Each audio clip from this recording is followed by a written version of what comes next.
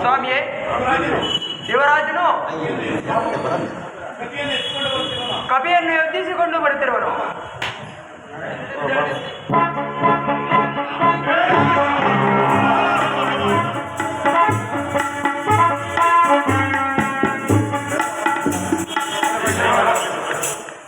ಜನಕ, ನಮ್ಮ ಪ್ರಮಾದವನ್ನು ಹಾಳು ಮಾಡಿ ಅಕ್ಷಯ ಕುಮಾರ ಎಂಬ ಕಪಿಯನ್ನು ಎತ್ತಿಕೊಂಡು ನಿನ್ನ ಪಾದ ಮೇಲೆ ಒಪ್ಪಿಸುವುದು. ಅನ್ನದೇ ನಾನು ಈಗಲೇ ಅದನ್ನು ಚಿತ್ರವಾಗಿ ಕಳೆದು ಬಿಡುವುದು. ಕುಮಾರ ಶಾಂತರಾಗು, ಜನಕನ ಆಜ್ಞೆಯಂತೆ ಮಾಡೋಣ. ಎಲೆ ವಾನರನೇ, ನೀನು ಯಾರು? ಇಲ್ಲಿಗೇಕೆ ಬಂದೆ? ಇದು ಬ್ರಹ್ಮಾಸ್ತ್ರಕ್ಕೆ ಮುಹೂರ್ತ ಕಾಲವು ಪೂರೈಸಿತು. ನಾನಿನ್ನು ವಿಮುಕ್ತನಾದೆನು.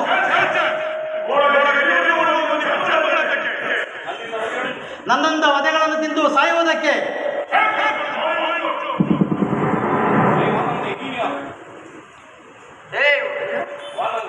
ಎಲೆ ವಾನರನೇ, ನೀನು ಯಾರು? ಇಲ್ಲಿಗೆ ಬಂದು ಕಳಿಸಲ್ಪಟ್ಟ ದೂತನು.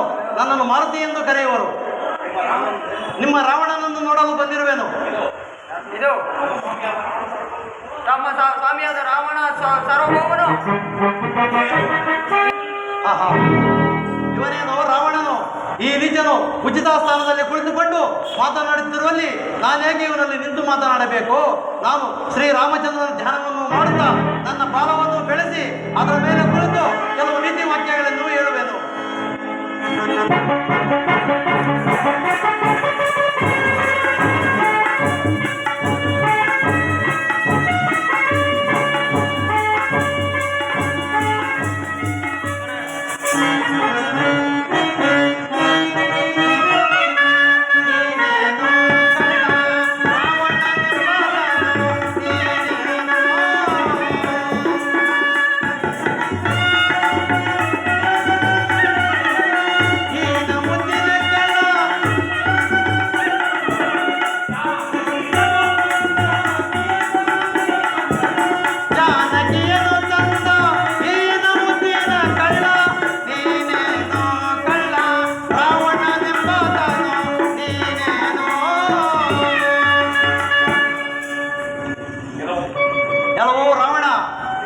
ಶ್ರೀರಾಮಚಂದ್ರನನ್ನು ವಂಚಿಸಿ ಸೀತಾಮಾತೆಯನ್ನು ಕದ್ದು ತಂದ ರಾವಣನೋರ್ವನು. ನಾನಿನ್ನೂ ಅನೇಕ ರಾವಣರನ್ನು ನೋಡಿರುವೆನು. ಅವರಲ್ಲಿ ನೀನು ಯಾವ ರಾವಣನೋ ಮಗಳು?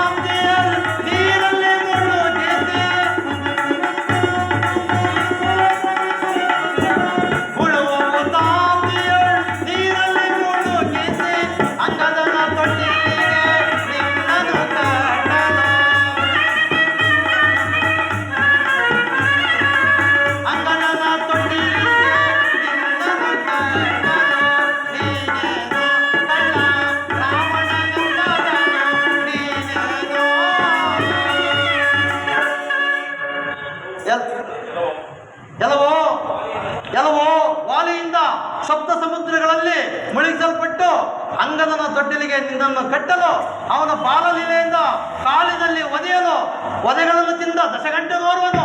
ಇನ್ನು ಅನೇಕ ರಾವಣರನ್ನು ನಾವು ನೋಡಿರುವೆನು. ಅವರಲ್ಲಿ ನೀನು ಯಾವ ರಾವಣನು ಮಗಳು? ಇನ್ನು ಹೇಳುವೆನು ಕೇಳು.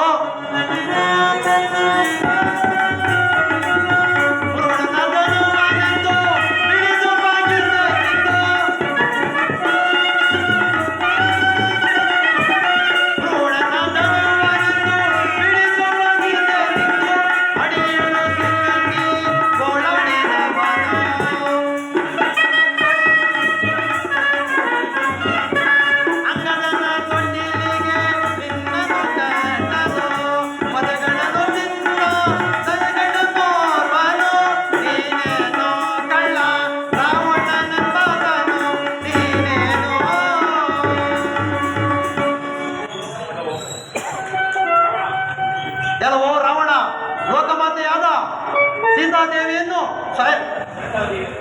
ಎಲ್ಲವೋ ರಾವಣ ಲೋಕಮಾತೆಯಾದ ಸೀತಾದೇವಿಯ ಸ್ವಯಂವರದಲ್ಲಿ ಶಿವಧನಸನ್ನು ಎತ್ತಲಾರದೆ ಎದೆಯ ಮೇಲೆ ಹಾಕಿಕೊಂಡು ಹೋರಾಡಿದ ರಾವಣನೋರ್ವನು ಇನ್ನು ಅನೇಕ ರಾವಣರನ್ನು ನೋಡಿರುವೆನು. ನೀನು ಅವರಲ್ಲಿ ಯಾರೋ ಮಗಳು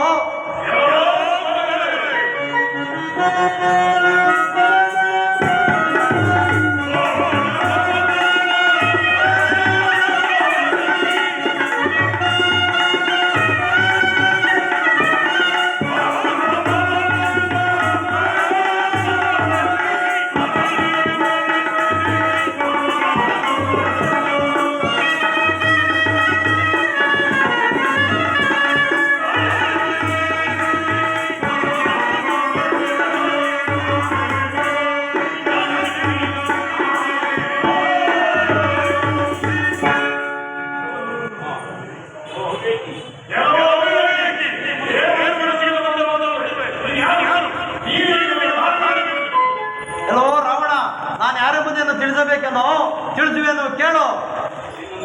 ನಿನ್ನನ್ನು ಸಪ್ತ ಸಮುದ್ರಗಳಲ್ಲಿ ಬಂಧಿಸಿದವರು ಯಾರು?